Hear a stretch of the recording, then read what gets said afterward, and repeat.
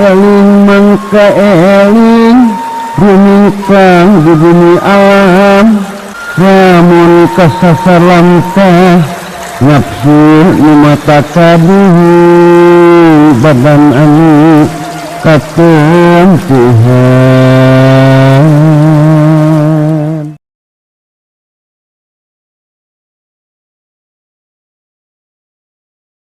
Ari apa jeung pail teu jauh teh contona kieu udin nangtung.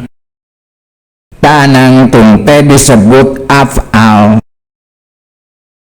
Ari af'al teh gawe, ari gawe na teh nangtung. Pagawean saha eta nangtung teh? Nyata pagawean udin.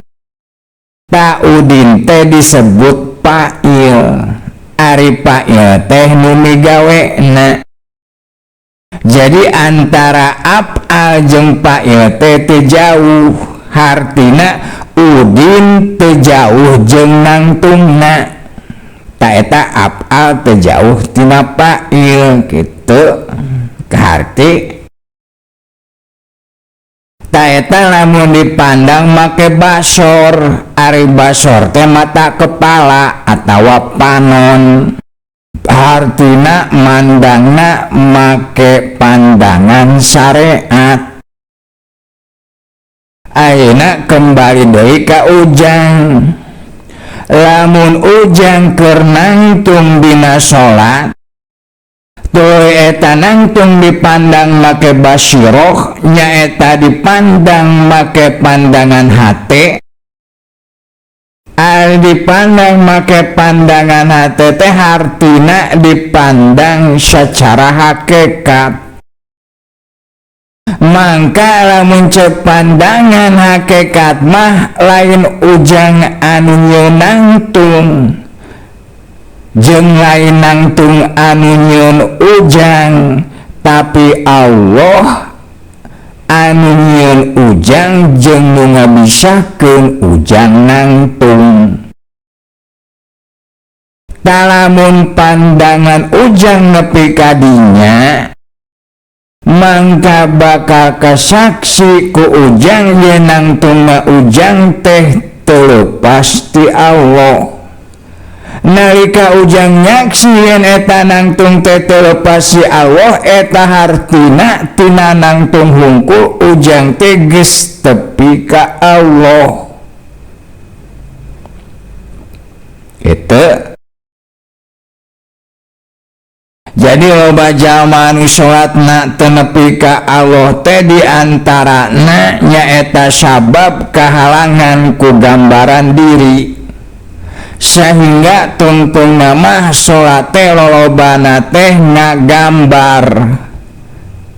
ngagambar salat. Ari gambar salat lain lain matak salat kudu jeung ilmuna teh kitu jang. Didinya dina syariat teh aya hakikat syariatna nyaeta anggota badan, hakikatna nyaeta hate. Jadi antara syariat jeung hakikat teh kudu nunggal dina salat. Jadi dina dohir aya batin, dina batin aya dohir, ta eta manusia ngaranna. Itu jeung ilmu nama pan salah kaprah ku Allah di tita salat, kadon ngagambar salat pan teu nyambung. Sedengkeun ari ku ilmu nama kapanggih jalan balik ka Allah nyaeta tina ngaran, tina rupa, tina sora, tina aroma jeung tina rasa. Ta kapanggihna teh nyaeta kudu daek lempang. Ari lempang ku istilah ilmu tarekat disebut suluk. Ari nu dimaksud lempang di dieu lain lempangna suku, tapi lempangna hate. Ari lempangna hate nyaeta make zikir. ari dikirna contohna saperti zikir la ilaha illallah. Nalika la ilaha ningali ka makhluk anu loba, nalika ningali ka makhluk anu loba mangka kudu eling jeung sadar ka Allah, sabab ari Allah teh nyaeta anu ngalimpudan atawa anu meliputi ka makhluk anu loba. Jeung nalika datang kana ilallah mangka eta makhluk anu loba teh tunggalkeun di Allah. Itu ari Allah teh ilah, ari ilah teh nyaeta anu ditaatan ku makhluk anu loba, nyaeta anu ditaatan ku lengkahna suku, anu ditaatan ku kepatna leungeun, anu ditaatan ku awasna panon, anu ditaatan ku dengena ceuli, anu ditaatan ku angseuna irung, anu ditaatan ku hembusna angin, anu ditaatan ku panasna seuneu, ditaatan ku amisna gula, ditaatan ku pahitna kopi, ditaatan ku panengna pare, ditaatan ku cangna beurang, ku poekna puting jeung ku rotasi bumi jeung sajabana itu. Ari lompangna hate eta aya opat tingkatan, nyaeta dina opat lengkah. Lengkah kahiji nyaeta lompang ka Allah tina panggona nafsu. Ari lompang ka Allah tina panggona nafsu nyaeta ku cara ngaleungitkeun hahalang anu loba. Ari hahalang anu loba teh nyaeta berupa agyar, ari agyar teh nyaeta masiwawoh, nyaeta anu salianti Allah. Ari anu salianti Allah nyatana makhluk anu loba. Artina lamun hayang lempang nepi ka Allah mangka leungitkeun tina hate anjeun agyar. Leungitkeun sawah, leungitkeun kebon, leungitkeun balong, sapi, muning, domba, hayam, HP, motor, mobil, awewe jeung sajabana, eta teh agyar ulah aya dina hate. Ta eta lengkah anu kahiji nyaeta lempang ka Allah ninggalkeun karep nafsu, ninggalkeun kahayang jeung karesep nafsu. Ari kahayang jeung karesep nafsu nyaeta kahiji kana ngaran. Contoh lamun dina urusan sarung, heuh hayangna teh resepna teh kanu ka sarung anu ngaran BHS. Kadua kana rupa, contohna hayang kanu bodas, embung kanu hidung. Katilu kana sora, hayangna kanu sora anu merdu. Kaopat kana aroma, hayangna kanu sengit-sengit, embung kanu bau. Kalima kana rasa, nyaeta hayang kanu amis, contohna embung kanu pait. Kitu. Eta kahayang jeung karesep nafsu, nyaeta kana agyar anu loba. Anu loba ngaranna, loba rupana, loba sorana, loba sengitna, loba rasana. Contona kieu, ente lempang ti imah ka kebon. Di kebon teh aya nangka anu asak sagede boboko. Pan resep jeung bungah ente teh asik euy, aya nangka asak cenah cek ente teh. Tah lamun ente resep jeung bungahna kanu ngaran nangka, berarti ente teu nepi ka Allah sabab kahalangan ku ngaran nangka. Lamun ente resep jeung bungahna ku konengna, nyaeta ku konengna nangka, mangka ente teu nepi ka Allah sabab kahalangan ku rupa nangka.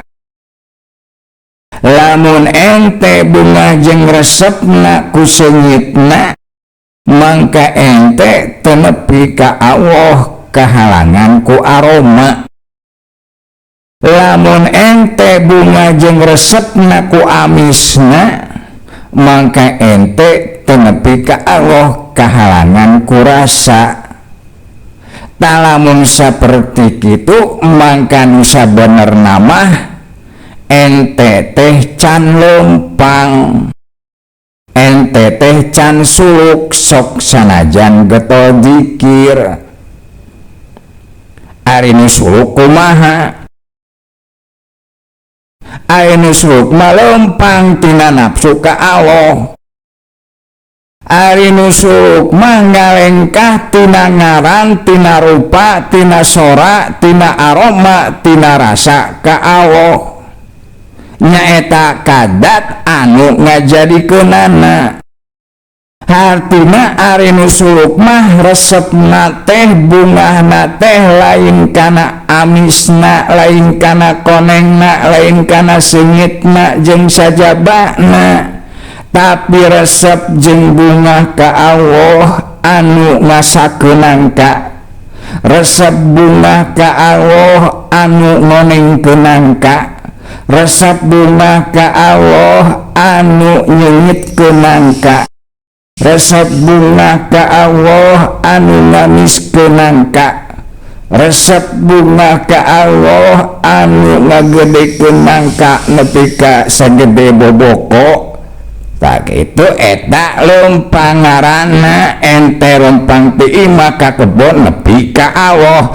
Talamun saperti itu erek ka pasar, erek ka sawah, erek ka masjid, erek ka leuweung, erek ka kota, ente bakal nepi ka Allah. Itu ari ente mau panteng boro di kebon dalah di masjid wae teu pangijeng Allah.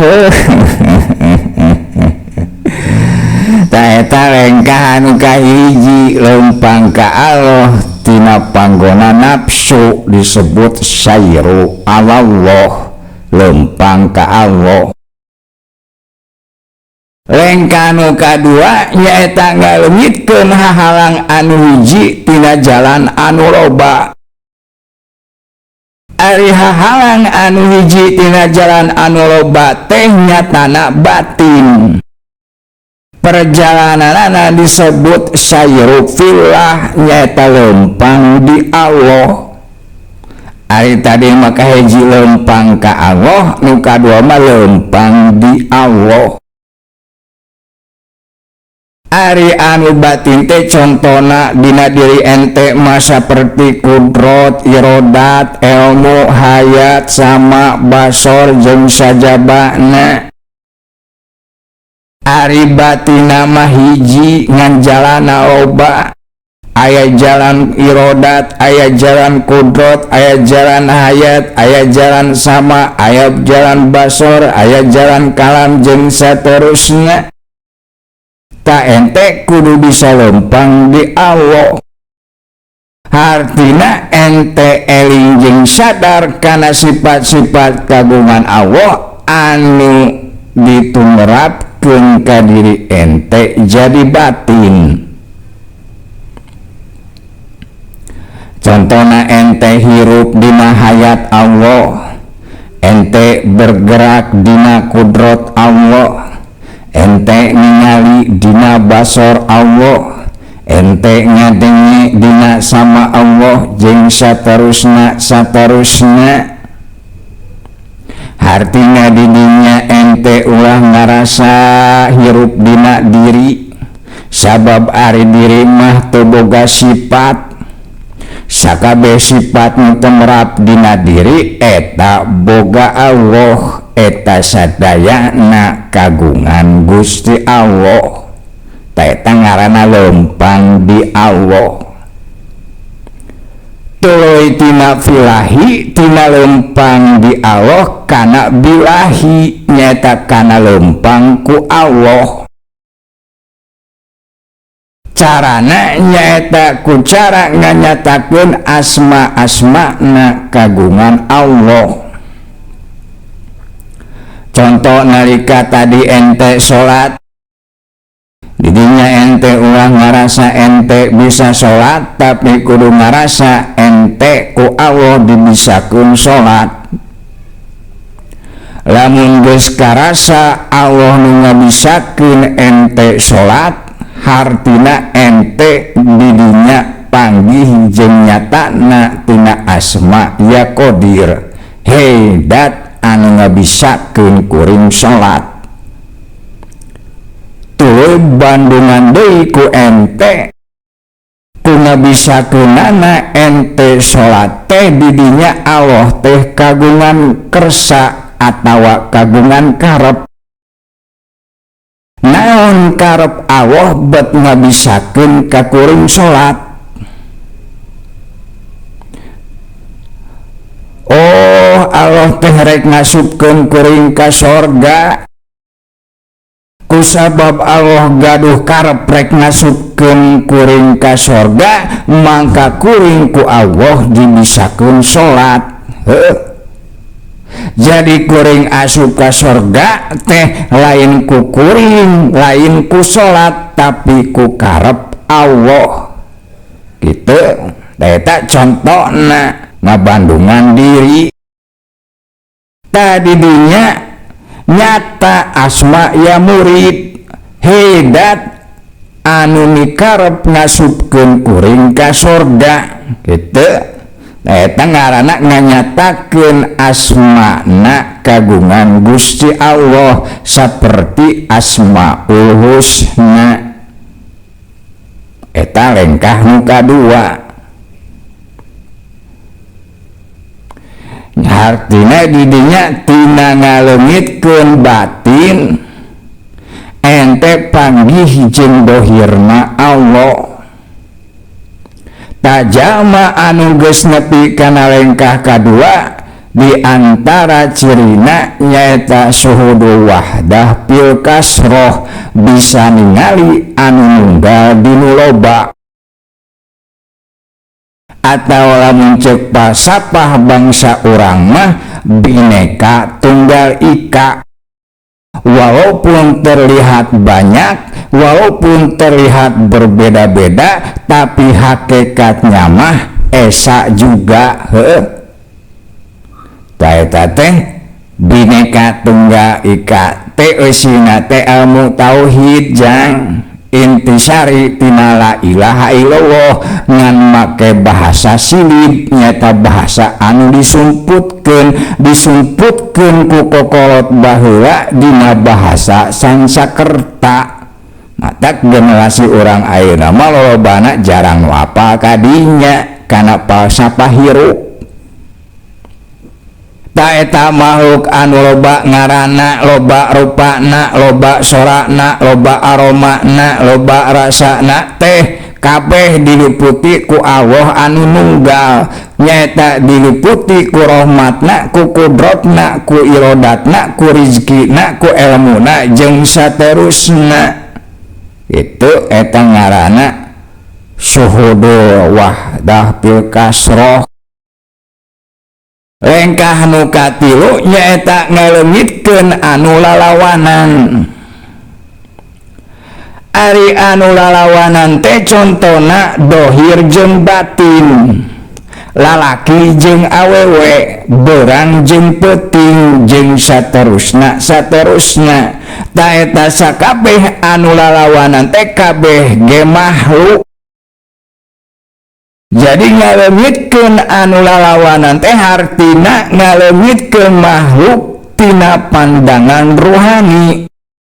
Lamun ente bisa nepi ka dinya mangka di dinya mah geus teu katingali aya makhluk. Tak kaayaan di mana teu katingali aya makhluk ku ilmu tasawuf disebut makom pana. Lamun keur dina kaayaan pana teu katingali aya makhluk nu katingali ngan Allah wungkul. Lamun dina Al-Qur'an diilustrasikeun ku ayat fakana qoba kausaini au adna, mangka jadilah dia dekat sedekat dua ujung busur panah. atau lebih dekat dari itu. Nyata ngagambarkeun kaayaan Kangjeng Nabi nalika Mi'raj ka Gusti Allah karobun. Sawab didinya mah geus asup kana nur adomati robaniyah, geus diliputi ku nur keagungan kapangeranan, mata nu katingali dengan pangeran unggul, teka tingali aya makhluk. Tadi dinya leungit sifat anu dua, nyaeta sifat lalawanan, sehingga nyaksi kana sifat kanunggalan pangeran. Jadi tuh bisa nyaksi kana sifat kanunggalan pangeran teh diantarana sabab kehalangan ku sifat dua, nyaeta ku sifat anu lalawanan. Talengitkeun eta dua sifat anu lalawanan sehingga ente bisa nyaksi kana sifat kanunggalan pangeran. Gitu. Lamun nepi kana makompana mah ente teh lir ibarat teuleum di laut. Teu aya nu katingali salian ti cai. Heuh. Eta lengkah nu katilu. Teu lengkah nu kaopat nyaeta balik ti pangeran. Sanggeusna nepi ka Allah tuluy balik deui ka makhluk. Artina bisa ningali deui ka makhluk. Didinya mah kumpul jeung sifat kanunggalan tapi bisa nyaksi ka makhluk, nyaeta nyaksi kana indirojna pangeran ka makhluk. Apa indirojna pangeran ka makhluk?